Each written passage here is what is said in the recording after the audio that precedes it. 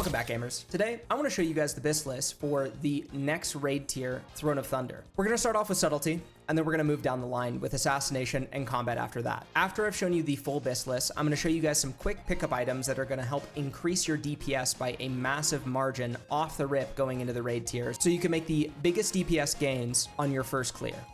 Starting off with the 4 set for Subtlety, we're going to be using Helm, Shoulders, Gloves, and Legs. The off piece is going to be Chest Guard of Coruscating Blades. Coruscating?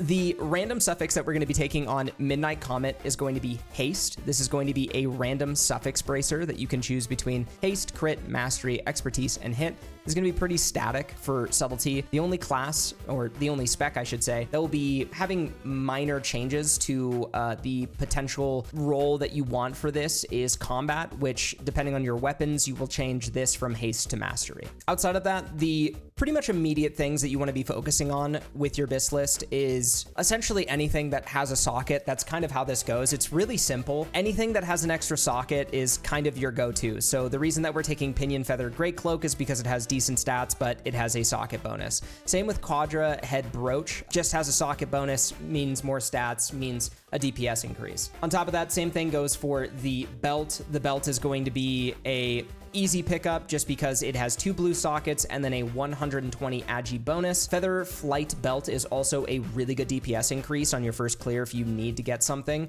because it has double socket. The 120 haste makes it not as good as Murderous Strikes, but that's totally okay. These are both really good pickups on your first clear. Same thing goes for Twist Toe Tabby. Twist Toe Tabby is just like a really easy pickup. The only thing is this comes off of Raw Den, but this is a really good pickup because it has a double socket. Outside of that, if I'm not mistaken, you would want to use Spurs because it has a singular socket. The item pickup increases during this raid tier are fairly obvious for every single spec because the reality is that you're just looking at either more or less stats, and same thing goes for the rest of the gear that you're looking at, right? Gore Soaked is amazing because it has the yellow socket, really great. Raw Den Swift Seal, blue socket, really great. Your other ring choice has no socket. In terms of trinkets, we are not going to be taking Rune of Origination for Subtlety. The bonus that you get off of Rune of Origination just isn't very big for Subtlety at all. In fact, it's not very good for any of the 3 specs during this raid tier, but I've been told it might serve a purpose next raid tier. The 2 trinkets that we're going to be looking at are Renataki's Soul Charm, as well as Bad Juju.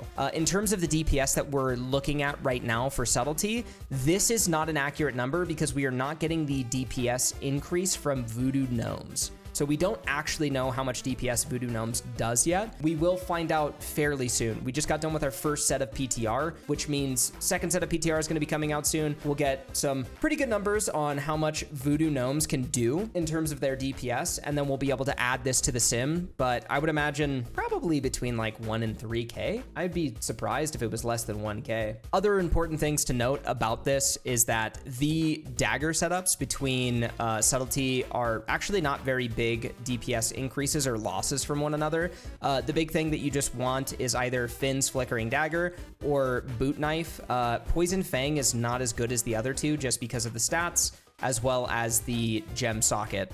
You're already over hit cap in this raid tier, so having extra hit and having a blue socket and matching that for Agi just kind of sucks. So the biggest thing that you want to be focusing on is for your dagger pickups. Finn is going to be your best choice, and it is a shared boss loot dagger, so it's going to drop off of a bunch of different bosses. So you have a lot of opportunities and probably get this very early on. And then Boot Knife, which sadly comes off of Iron Khan, which is very, very, very late into the raid. I think Iron Khan is boss 10, if I'm not mistaken. So this is probably a later pickup, and this is just if you can get this early and you're waiting for your second Finn's Flickering Dagger. Now, moving on to Assassination. Assassination has the exact same BIS list as Subtlety does, so I'm not going to repeat myself too much. The biggest things that you'll notice here, I think the only difference is obviously gem choices.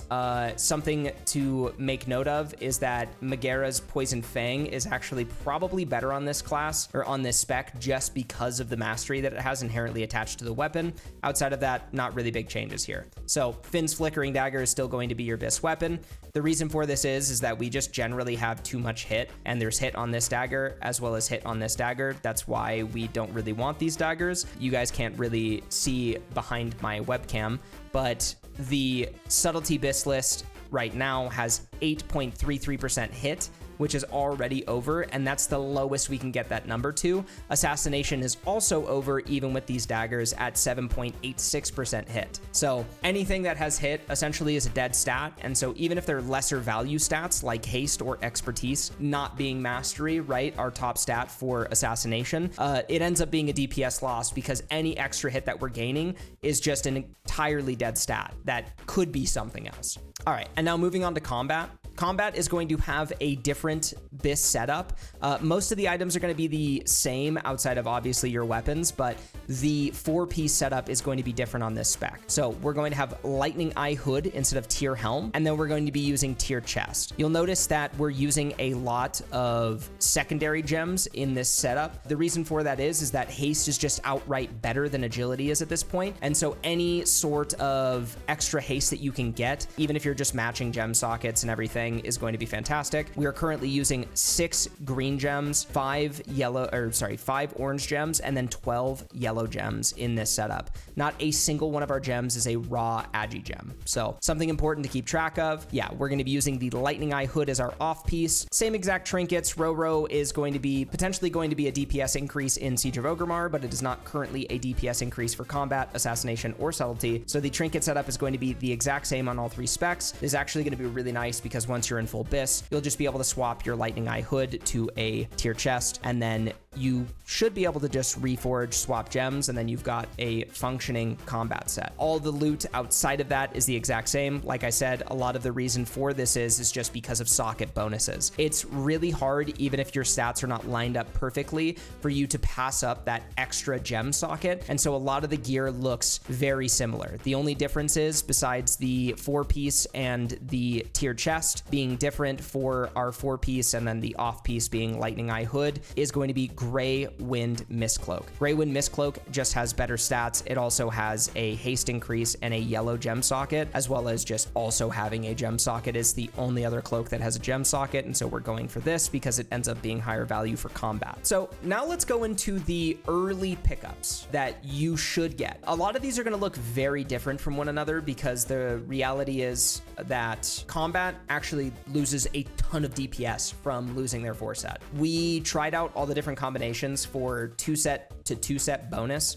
So 2-set tier 14 and 2-set tier 14, all of them were a DPS increase for combat. It was just a matter of how massive that DPS loss was. And it was between like roughly 3 to 4K, depending on the combination. So you just really want to avoid picking up any tier pieces until you have your full 4-set as combat, because losing your 4-set in tier 14 is just a really massive DPS decrease for combat. It significantly impacts your cooldown reduction through the invention of Restless Blades and the extra combo points that you're generating, giving you more finishers for more cooldown reduction through Restless Blades. Now, in terms of the pickups that we want to look at, the main pickup that we want to look at for combat is going to be obviously a main hand weapon. The best main hand weapon that we can look for here is Sqwurrelly or Tia Tia. These are both fantastic. Tia Tia is just, I think, about 150 DPS better than Sqwurrelly. Sqwurrelly comes off of Council, and Tia Tia is a shared boss loot item. So both of these are either early on or have a high drop chance. So this way you're guaranteeing a really easy pickup. I'm obviously not going to go through the motions of showing you guys like the other obvious option for DPS increases, which is trinkets. If you guys get a trinket drop, yes, it's going to be a massive DPS increase. Generally speaking, it's kind of flip-flop depending on the spec that you're playing. Bad Juju ends up being approximately better than the Renatakis in terms of like raw DPS gain. If you're Assassination, this ends up being better. We still don't have DPS damage. tracked for voodoo gnomes. So in terms of like raw DPS values, this could change. Bad Juju might just be outright better depending on how hard voodoo gnomes hit for. But as it currently stands, Bad Juju is better for Assassination. Renataki's is better for both combat and subtlety off the rip. But both are obviously within, I think, 4,000 to 8,000 DPS increases. So those are great. In terms of weapons, this is a 14,000 DPS increase, and this is about a 14.2k DPS increase, if I'm not mistaken. I'm sorry, 13,000. Yeah, 13,000 DPS increase. And then this would be roughly 150 higher than that. So nothing, you know, nothing to scoff at in any capacity. A main hand weapon is going to be a massive pickup. And then I'll show you guys what an offhand weapon looks like. Something I will say is if you're going for your first clear, if you already have a main hand weapon and someone else needs a main hand weapon, I would probably just give that weapon to someone else, because this offhand weapon is not going to do nearly as much DPS as a bonus because of the 500 agi that we're losing from losing our Shaw gem. So we'll show you guys what this looks like. All right, and now we're looking at around another 2,000 DPS or 2,500 DPS increase with the double 541s. Obviously, you could just upgrade these as you go along and everything. I'm just showing you guys what your first week pickup will be like. They'll, you know, depending on whether or not you get lucky, it'll either be Heroic Thunderforged or it'll be a 535. So that DPS will shunt up or down, you know, by probably 500 to 1,000 based off of the item level increase. For subtlety, early pickups are going to be the 2 set, the best 2 piece that you can pick up based off of the tier 14 BIS list going into tier 15 is going to be the shoulders and gloves. This is going to be the highest DPS increase that you can get natty raw off of these quick upgrades. They're also both going to be fairly early on by comparison to the later bosses. Gloves are going to be pretty early.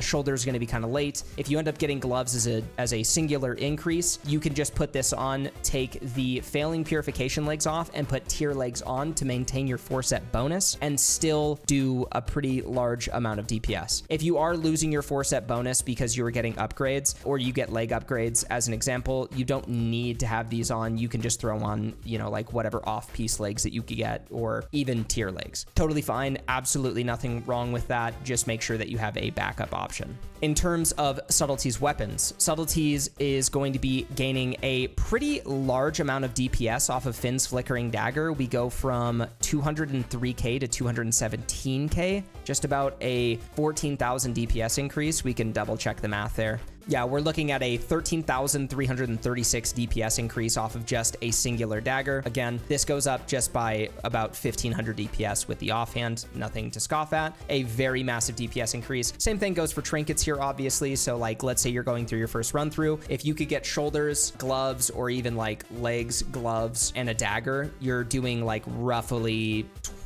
probably between like 18 to 20k more DPS, not even including any other off pieces that you get. And for Assassination, we're looking at the same 2-piece pickup. This ends up being a smaller DPS increase for Assassination. Assassination in full BIS is doing just about 200k DPS, and this is a 3k DPS increase. The reason for that is just because they do less damage with their bleeds. Your bleeds function essentially just for energy regen. You're not getting a bunch of different bonuses off of this, so this is more just like raw stats, and then just not having to refresh Rupture as much, as well as just getting more Envenoms off because of that. So it's only about 3k, still a very good, decent pickup. And then here is Finn's Flickering Dagger. So we're looking at around an 11,720 DPS increase for Finn's Flickering Dagger as your first pickup, and this would be just about 200,000 DPS without it. So with that being said, I hope you guys enjoyed the video. If you guys did enjoy the video, please remember to leave a like, comment, and subscribe to my channel, as I'm going to be posting a lot more content related to Throne of Thunder, as well as BIS lists, as well as guides, and just how to crank overall as a rogue in the upcoming raid tier. I hope you guys had fun. I'll see you on the next one.